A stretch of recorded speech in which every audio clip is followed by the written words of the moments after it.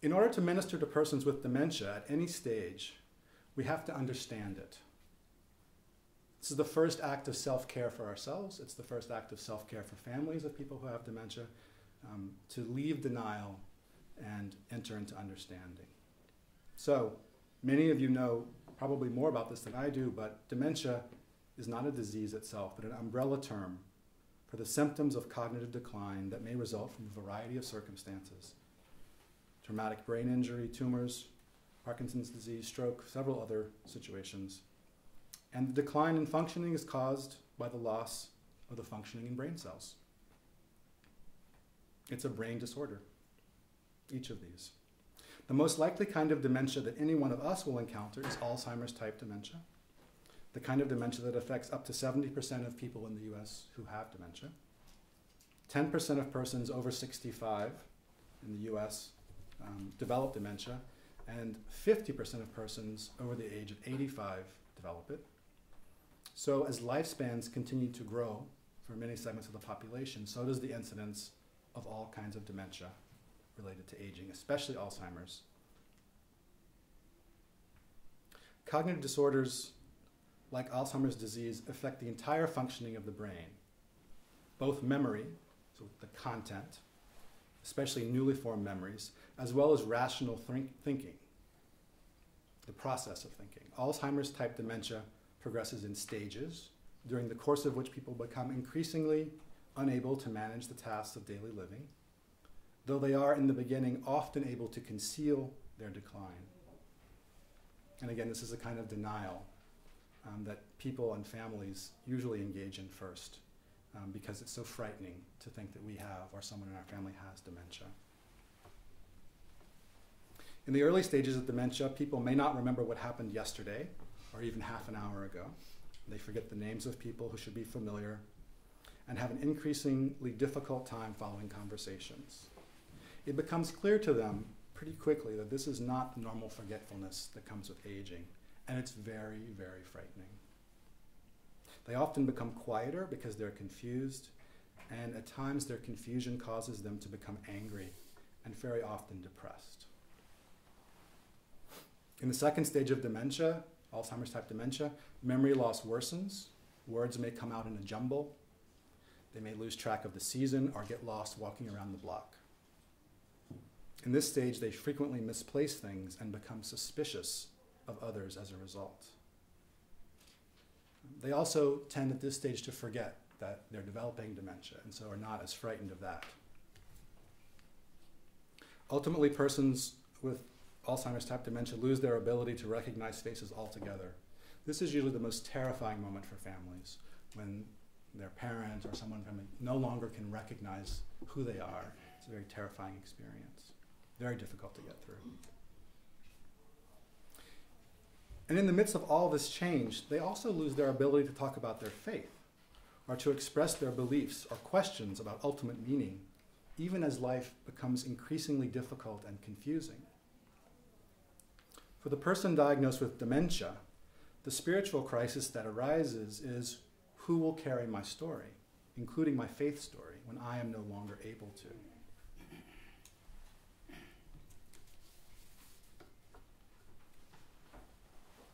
Because of growing confusion and increased difficulty being understood, people with dementia often become fearful and angry, which can be very confusing and disconcerting for us. But imagine living in a foreign country where you don't speak the language and you don't know your way around and are surrounded by unfamiliar faces and places. It's a very terrifying place to live.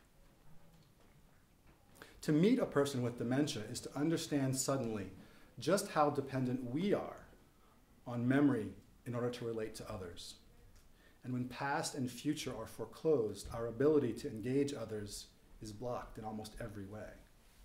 Skills for listening, gaining insight into life's experiences, and the most basic ability to understand another person are progressively weakened in persons with dementia. The loss of these fundamental abilities is profoundly undermining to our ability to hold persons with cognitive impairments in our mind's eyes as human. So much of our sense of ourselves depends on historical memory, that the very idea that these can be lost fills us with dread. The result is that we deny the onset of cognitive decline for as long as we can, and then very often we give up as soon as denial no longer works. Now I'll say that in my own family, my grandfather suffered with dementia. It wasn't Alzheimer's, it was a different kind of dementia. And different people in my family related to that experience and his decline in different ways. But it was very shocking to see some of my cousins really cut off contact with him and not be able to relate to him almost as a human being.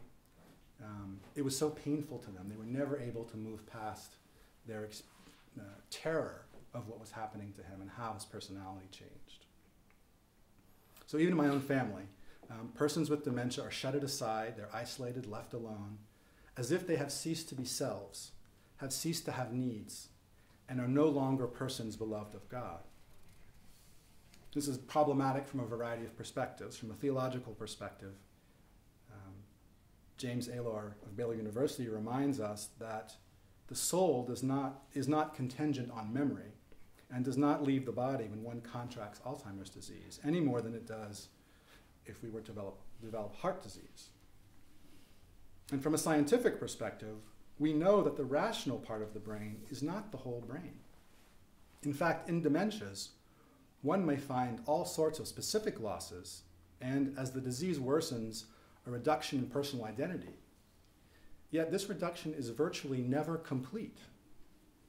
It's as if identity has such a robust, widespread neural basis, as if personal style is so deeply ingrained in the nervous system that it is never wholly lost. Feeling, for example, is not mediated primarily through the cerebral cortex, which is so devastated by dementias. Memories of different types are stored in different parts of the brain, which is why persons suffering with dementia hold on to distant memories much longer than recent memories. Even as some parts of the brain atrophy, others remain more active. We might say that the non-rational brain continues to function long after the rational brain stops, and we need to think through the implications of these changes for our ministry. The worst thing about dementia and the traditional ways that we have understood it is not, I would argue, the cognitive decline or even the thinning of identity. These are losses, to be sure, but the real tragedy of dementia is the enforcement of isolation for individuals and families because of our ignorance and discomfort. If there is any evil to be identified, here it is. Persons become isolated inside themselves, trapped by cognitive impairment, and we have not done well in our attempts to relate to them. We don't know how to reach them often. And families become isolated for the same reasons. Our religious communities offer rituals and rules for how to grieve death, but offer very few clear prescriptions for living with persons impaired in this way. And people often don't have anywhere to turn. And of course, that's where you come in the trenches, pastoral caregivers, and practical theologians. We need to think through the theological implications and develop practical pastoral responses.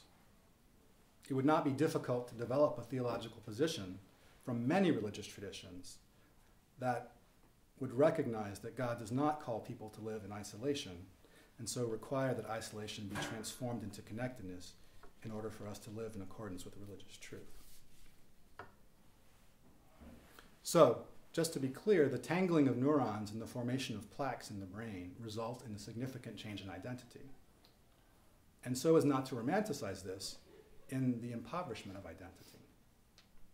But there is no evidence to show that people lose the capacity to feel per se in any way. That they lose in the same way that they lose the capacity to reason.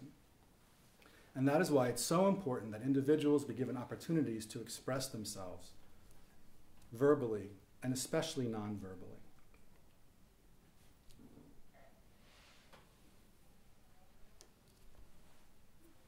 There's a growing body of evidence that suggests that there are surviving selves in dementia. And our task as pastoral caregivers is to sort out how to minister to them. In this, we're participating in a revolution among those who provide care for dementia patients that asserts that dementia is not just a neurological condition, but a psychosocial one. So the decline is not just the result of the loss of brain function, but also how the environment responds to people with dementia. The way that we respond, the way that faith communities respond, influence not only how well a person functions, but the quality of life regardless of function. People with dementia still need to feel heard, loved, and safe. And our theological perspectives have something to say about these needs. We must ask the question, does God call for a world in which people feel heard or unheard, safe or unsafe? I think the answer is clear.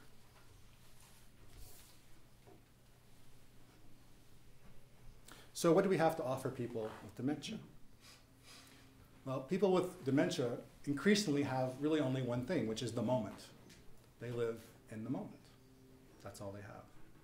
So I would argue that we need to reshape our understanding of a relationship which exists almost exclusively in the present moment, ministry of the moment.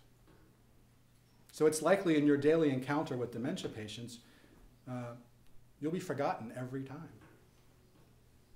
All you have is the present moment over and over again. And what we have to offer is a profound valuing of the present moment without longing for the past or even hope for the future. What we have to offer families is the possibility of accepting the loss of dementia and the possibility of connection with those aspects of the self that remain.